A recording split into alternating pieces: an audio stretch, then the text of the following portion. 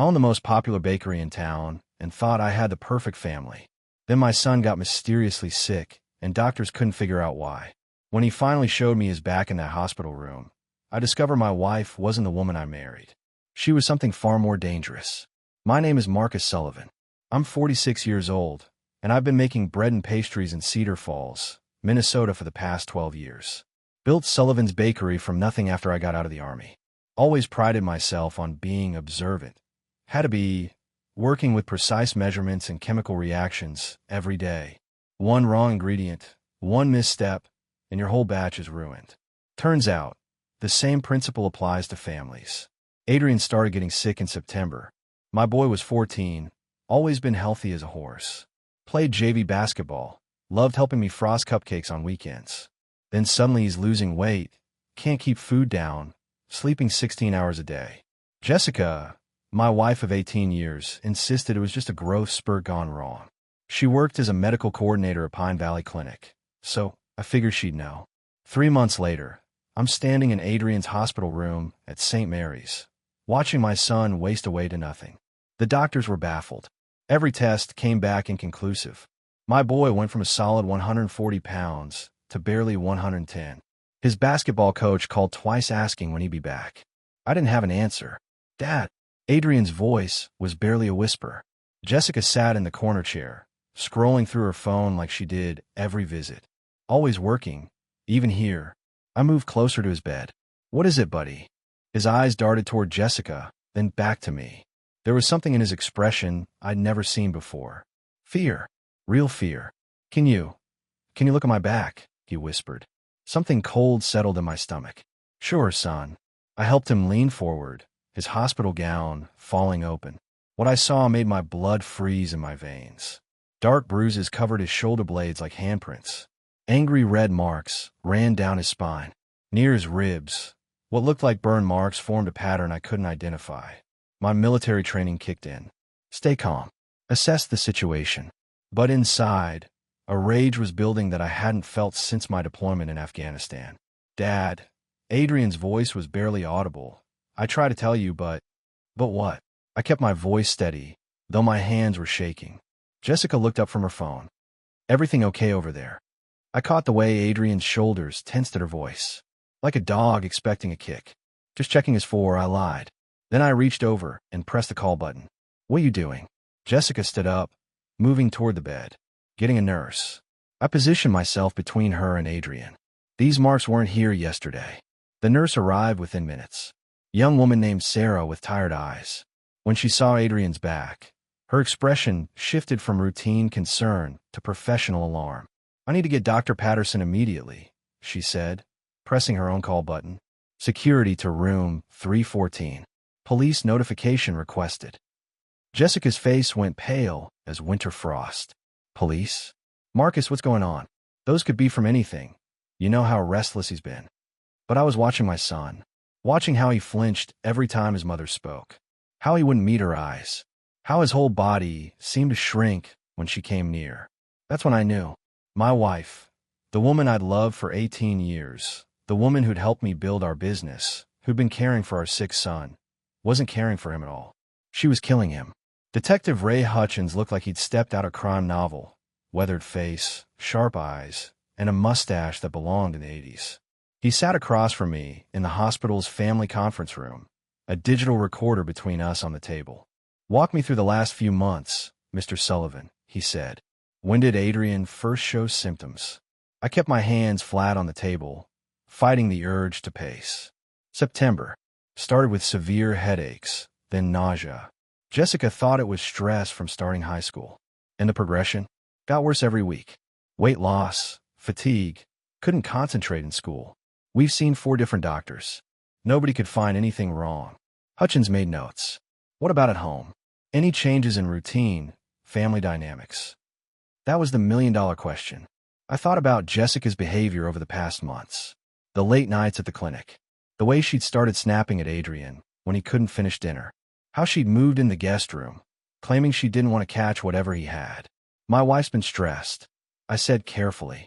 "She's been working extra hours, trying to coordinate with specialists. But she wasn't in the room when you discovered the injuries." "She was here," sitting in the corner. Her reaction. I paused, remembering how quickly Jessica had found explanations for the marks. How smoothly the concern had flowed from her voice. Through the conference room window, I could see Jessica talking to another detective in the hallway. Her hands moved as she spoke, painting a picture of maternal worry. She'd always been good at that, making people believe whatever version of reality she wanted them to see. Mr. Sullivan, Hutchins leaned forward. In my experience, there are two types of reactions when parents discover abuse. They either lose their minds with grief and rage, or they get very careful with their words. Which type am I? You're being careful. But that makes sense. You've got military training. Your wife, on the other hand. He glanced toward the window. She's out there giving very detailed explanations about how those injuries could have happened. Very logical explanations. Dr. Patterson knocked and entered without waiting for permission. The pediatrician looked like he'd aged 10 years since morning. We've completed our examination, he said, sitting down heavily. I need to report that we found evidence of systematic trauma. Multiple healed fractures, contusions in various stages of healing, and traces of diphenhydramine in his blood work. What's that?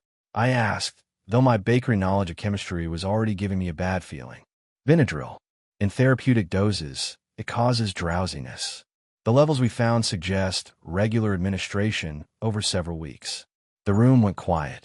Something cold and calculating settled in my chest. Someone had been drugging my son, making him compliant while they hurt him. Mr. Sullivan, Hutchins closed his notepad. Do you have any reason to suspect your wife might be involved? I thought about Adrian's whispered plea not to leave him alone with her. About Jessica's perfect explanations. About how my son had started flinching whenever she entered his room. I said slowly, I need to start paying closer attention to what's been happening in my own house. The house felt poisoned when I walked through the front door. Same kitchen where I taught Adrian to measure flour. Same living room where we'd watch Vikings games every Sunday. But now everything looked different through the lens of betrayal. Jessica's laptop sat open on the kitchen counter where she'd left it before rushing to the hospital. I'd never been the type to snoop through my wife's computer. But then again, I never suspected her of drugging our son. I sat down and moved the mouse. The screen came alive, showing her email inbox. Most looked routine: work correspondence, family newsletters, bakery supply invoices. But one sender appeared repeatedly in recent messages. rmitchell.karatefit@gmail.com. My jaw tightened. I clicked on the first email from 2 weeks ago. Jess, can't stop thinking about yesterday. When can we meet again? The usual place after your shift. I opened the next message. Thursday works. Marcus has a catering job in Duluth. Won't be back until late. The messages went back months. What started as professional discussions about stress relief techniques had escalated into something else entirely. Then I found a folder labeled, Our Problem. The first message made my blood turn to ice. Adrian's getting suspicious. Asked me yesterday why he feels sick after taking his vitamins. We need to be more careful. Maybe it's time to back off for a while. Let things settle down. We can't back off now. He's seen too much. If he talks to someone who actually listens. So what are you suggesting? I'm suggesting we handle this permanently. The doctors already think he's seriously ill. Would anyone really be surprised if he took a turn for the worse? I read through months of planning. How Jessica had been gradually increasing dosages of sleep medication in Adrian's food.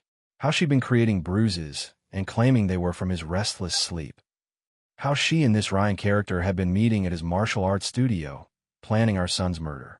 The front door opened. I closed the laptop and turned around as Jessica walked into the kitchen. How is he? She asked, looking genuinely worried. Stable, I said, watching her face carefully. They're keeping him for observation. Good. That's probably best. Jessica set her purse down inches from the laptop. I can't believe someone would hurt him like that. Who could do such a thing to a child? The performance was flawless. If I hadn't just read her emails, I might have believed the pain in her voice. Jessica, I kept my tone neutral. I need to ask you something. Of course. The bruises on Adrian's back. Some of them are old. You've been home with him more than anyone during his illness. Did you ever notice anything unusual? Her eyes filled with tears. I've been so focused on his medical care, trying to coordinate with specialists. Maybe I missed the signs. She paused, wiping her eyes. Marcus, Do you think someone in our circle did this? Someone we trust. I studied her face, the careful concern, the way she leaned forward as if hanging on my every word. I said slowly, whoever did this is someone Adrian knows well. Someone he trusted completely. Something flickered in Jessica's expression. Just for a second, her mask slipped. Well, she said, recovering quickly. I guess we'll have to trust the police to figure it out. I stood up. I'm going back to the hospital. Stay with Adrian tonight. That's sweet of you. Jessica smiled. I'll probably turn early. This whole day has been exhausting. I bet it has. I met her eyes. Get some rest, Jess. You're going to need it. Tom Brennan lived 3 houses down from us, and his security setup was legendary in the neighborhood. The retired electrician had cameras covering every angle of his property, including a perfect view of our driveway. I knocked on his door at 7 a.m., knowing he'd be up with his coffee and his paranoia about package thieves. Marcus. He opened the door wearing a flannel robe and suspicious expression. Heard about the trouble. How's Adrian? He's going to be okay, I said. But I need your help, Tom. My help with what? Your security cameras. I need to see who's been coming and going from my house when I wasn't there. Tom's eyes sharpened. You think someone in your own house hurt that boy? I think someone's been lying to me for a long time. He stepped back to let me in. System saves everything for 90 days. Help yourself. I spent the next 2 hours scrolling through timestamps and video clips. Tom provided commentary and endless coffee while I worked. Most footage was routine. Jessica leaving for work, Adrian walking to the bus stop, delivery trucks. But several clips made me pause. October 12th, 9:30 p.m., a Honda Civic in our driveway. A broad-shouldered man getting out, walking to the front door. The timestamp showed I'd been in Duluth on a wedding catering job. October 18th, 10:15 p.m., the same car. This time I could see the man more clearly. Athletic build, dark hair, the confident walk of someone comfortable with physical confrontation. November 2nd, 1:45 a.m., both Jessica and the unknown man coming out of our house, carrying something between them. Something roughly the size of a teenage boy. Jesus. Tom leaned over my shoulder. Is that Adrian they're carrying? My hands clenched in a fist. Can you burn this to disk? Already working on it. Tom's face had gone pale. Marcus, you need to take this to the police right now. I will. I stood up. But first, I need to make sure they can't destroy any more evidence. 20 minutes later, I stood in our garage, looking at the concrete floor with new eyes. In the corner, I could see faint stains that might have been motor oil or might have been something else. I called Detective Hutchins. I need you to come to my house. I have security footage you need to see. What kind of footage? The kind that shows my wife and an unknown male carrying my unconscious son into this garage 6 weeks ago. Silence on the other end. Then, don't touch anything. I'm on my way. While I waited, I walked through my house room by room, seeing it through the eyes of a father who'd failed to protect his child. In the basement, I found what I was looking for, a storage room that connected to the garage through a side door. The space was roughly 10 by 12 feet, with concrete walls and no windows. Perfect for what I had in mind. Not for Adrian. For justice. The Warrior's Edge martial arts studio sat in a converted warehouse on the industrial side of Cedar Falls. I pushed through the front doors and found myself surrounded by the sounds of punching bags and grunting effort. Behind the reception desk, a man with thick arms and a confident smile looked up from scheduling sheets. I recognized him immediately from the security footage. Help you with something? Ryan Mitchell asked. Looking for some information, I said. About Jessica Sullivan. The color drained from his face. He glanced around the studio, then back at me. I think you got the wrong guy. I don't think I do. I pulled out my phone and showed him a screenshot from the security footage. Want to discuss this here? Or somewhere more private? Ryan's jaw worked like he was chewing something tough. Let me get someone to cover the desk. We ended up in his office, a cramped space that smelled like protein powder and determination. Ryan closed the door and turned around with his hands raised. Look, I don't know what you think you saw. I saw you carrying my unconscious son into my garage at 2 in the morning, I said calmly. I saw months of emails planning his murder. Murder? Ryan's voice broke. Nobody said anything about murder. Then what would you call systematic poisoning and abuse?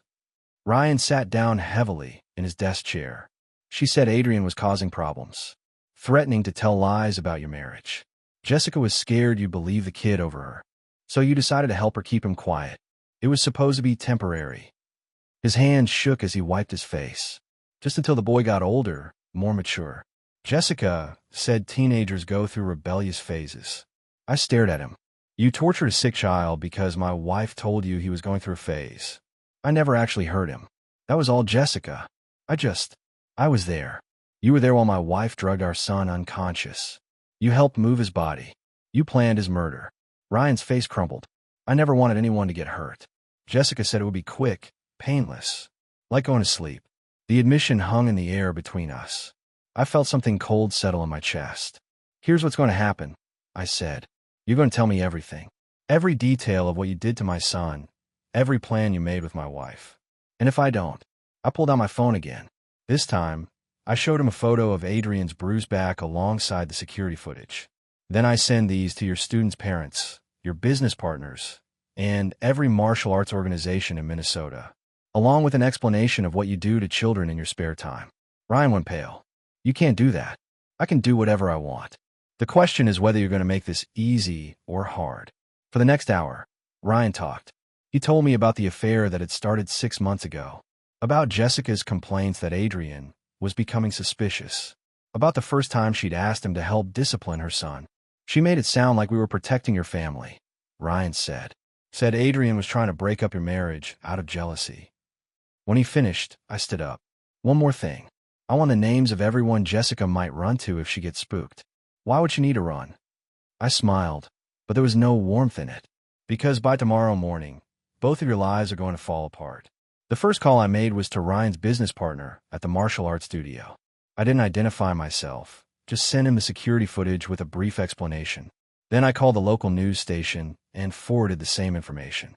By evening, Ryan Mitchell's life was over. His business partnership had dissolved. Half his students had canceled their memberships. The local paper was running a story about the martial arts instructor involved in child abuse case. I felt no satisfaction in the destruction. It was simply a necessary step in a larger plan. Now it was Jessica's turn.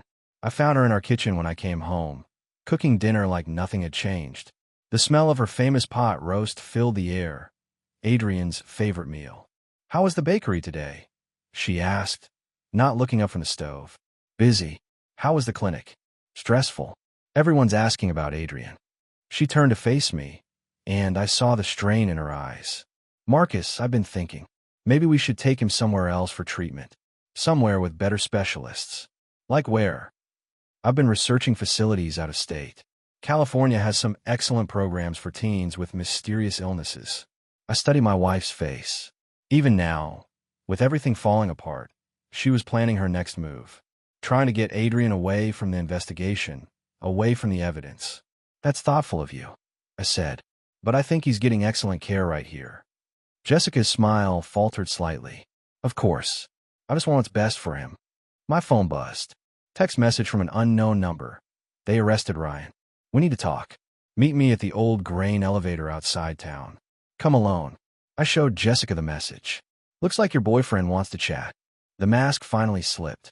For a moment, I saw the real Jessica. Cold, calculating, desperate. I don't know what you're talking about, she said, but her voice had lost its warmth. Sure you do. Ryan Mitchell. Warriors Edge Martial Arts. The man you've been planning our son's murder with for the past 6 months. Jessica backed against the counter. Marcus, you're scaring me. I think the stress of Adrian's illness is affecting your judgment. My judgment is fine. It's my trust that was broken. I pulled out my phone and played one of Ryan's recorded confessions. Jessica's voice filled our kitchen, discussing the best way to make Adrian's death look natural. Jessica listened to her own words with growing horror. When the recording ended, she looked at me with something like respect. How long have you known? Does it matter? What do you want? I thought about Adrian, lying in that hospital bed, finally safe but still recovering from months of betrayal. I want justice, I said. And I want you to understand that you picked the wrong father to cross. Jessica straightened, some of her old confidence returning. You can't prove anything. It's your word against mine. Actually, I said, it's security footage, recorded confessions, and medical evidence against your word. Her face went white. Detective Hutchins will be here in 20 minutes. I continued. You can wait for him, or you can run. But either way, this ends tonight. Jessica looked around our kitchen one last time, at the family photos on the refrigerator, at the life she'd thrown away for a martial arts instructor with more muscles than brains.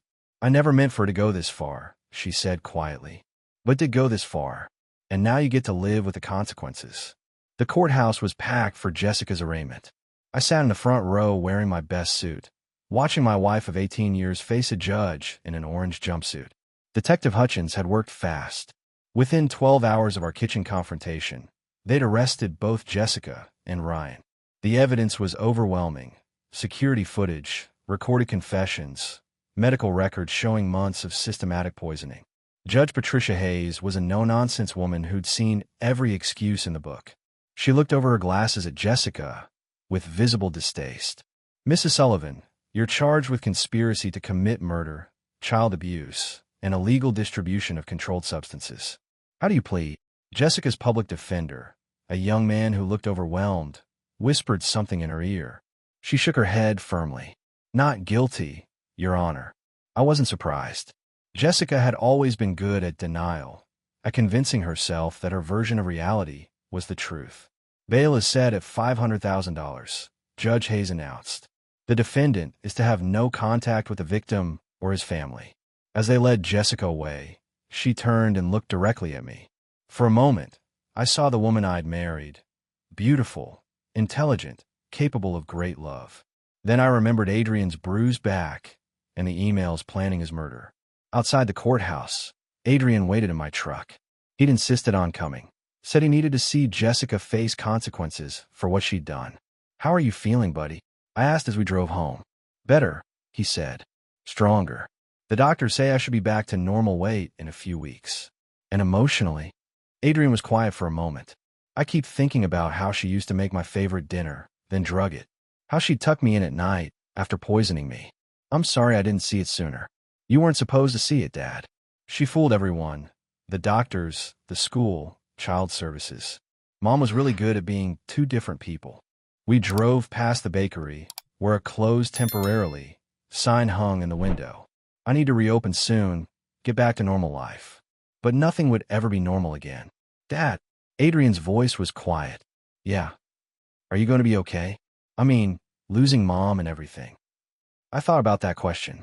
Jessica wasn't dead, but the woman I'd loved was gone. Had maybe never existed at all. I'm going to be fine, I said, because I've still got the most important thing. What's that? You. Safe and healthy and alive. Adrian smiled. The first real smile I'd seen from him in months. We were going to be okay. Both of us. 6 months later, Sullivan's Bakery was busier than ever. Word had spread about what happened to Adrian, and the community had rallied around us. People drove from 3 towns over to buy our bread and support our family. Adrian had gained back all his weight and more. At 15, he was taller, stronger, with color in his cheeks and confidence in his voice. He worked at the bakery after school, learning the business from the ground up. Dad, Mrs. Henderson ordered 6 dozen cupcakes for her grandson's birthday. He called from the front counter. Tell her they'll be ready by noon. I replied, pulling a tray of cinnamon rolls from the oven. The bell above the door chimed, and Detective Hutchins walked in. He'd become a regular customer over the past months, always checking in on our progress. How's the boy doing? He asked. See for yourself. I nodded toward Adrian, who was confidently taking orders and making change. Good to see. I have news about the trial. We stepped into my office behind the kitchen. Hutchins pulled out a folder. Jessica accepted a plea deal yesterday. 25 years. No parole for 15. Ryan got 12 years. I felt something settle in my chest.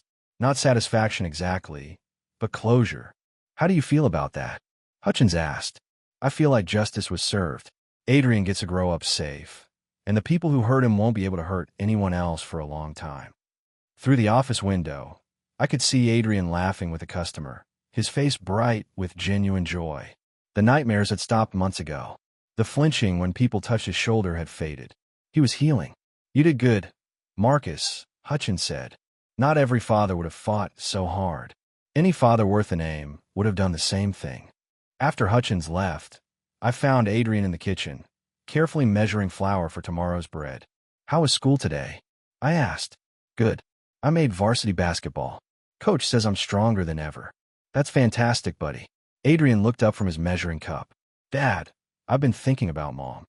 My hand stilled on the dough I was kneading. What about her? I'm not angry anymore. I feel sorry for her. Sorry for her.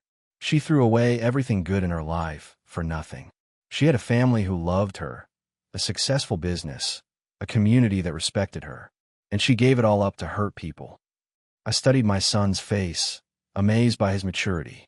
That's very wise, Adrian. I learned it from you. You show me that when bad things happen, you don't get bitter.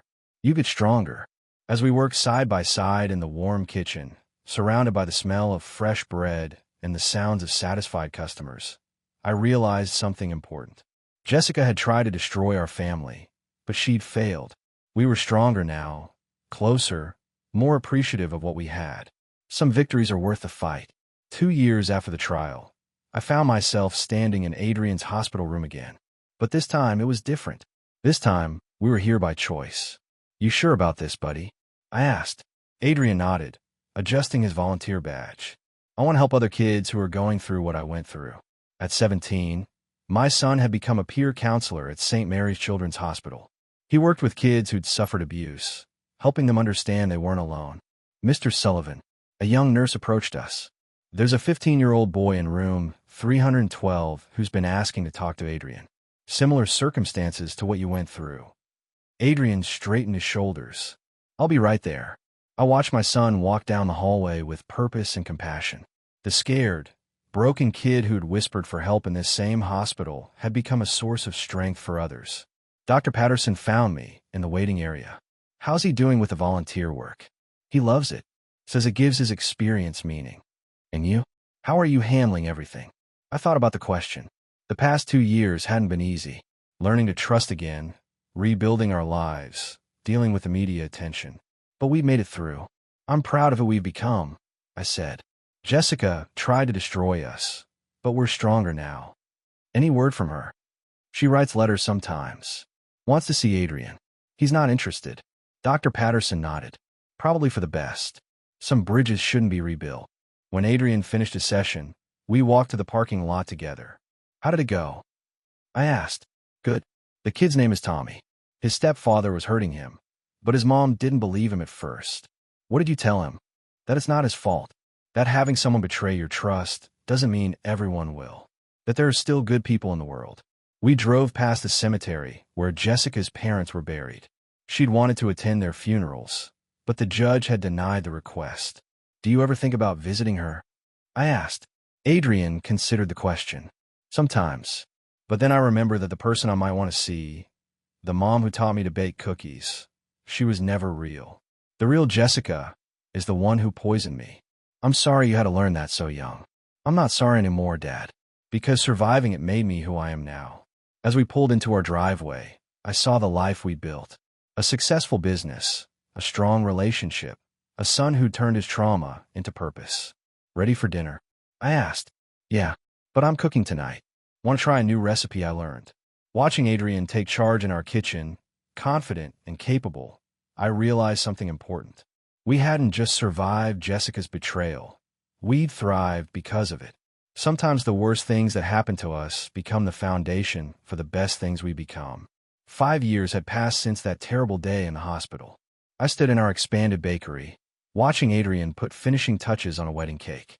At 20, he'd become a master baker, with skills that surpassed my own. Dad, the Hendersons want to place a standing order for their restaurant, he called from the decorating station. What did you tell them? That we be honored. This is exactly the kind of growth we've been planning for. Sullivan & Son Bakery now employed 8 people and supplied 3 restaurants across 2 counties. Adrian had earned his business degree while working full-time, and we'd officially made him a partner last month. The bell chimed, and Detective Hutchins walked in. He was retired now, but still stopped by regularly. How's business? He asked. Booming. Adrian's got ideas about franchising in Minneapolis. And personally, how are you both doing? I looked at my son, confident and happy, engaged to a wonderful girl named Sarah who knew our whole story and loved us anyway. We're doing great, Ray. Better than great. Hutchins ordered his usual dozen donuts. Any regrets about how things went down? I thought about that question.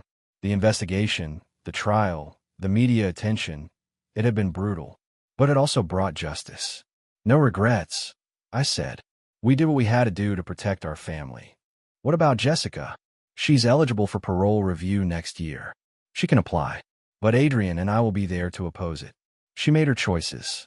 After Hutchins left, Adrian and I closed the shop together, as we did every evening. Dad, I got a letter from the Children's Advocacy Center today, he said. They want me to speak at their annual conference. That's a huge honor. What's the topic? Surviving family betrayal and finding purpose in pain. I felt pride swell in my chest. My son had not only survived the worst kind of betrayal, he'd become a voice for other survivors. Are you going to do it? I think so. If sharing our story helps even one family, it's worth it. We drove home to the house we'd bought 2 years ago, bigger, brighter, filled with hope instead of secrets. Sarah's car was in the driveway. She'd been cooking dinner for us on Thursdays. You know what I realized today? Adrian said, as we walked to the front door. What's that? Jessica thought she was taking my life away. But actually, she gave me a better one. I'm stronger because of what happened. More compassionate, more grateful, and more determined to protect other kids. Exactly. She wanted to silence me, but instead she gave me a voice. As we entered our warm, safe home, filled with the smell of Sarah's cooking and the sound of laughter, I understood something profound. Evil had touched our family, but it hadn't defined us. We'd chosen to transform our pain into purpose, our trauma into strength. Adrian was right. We had built something beautiful from something terrible, and that's a victory that lasts forever.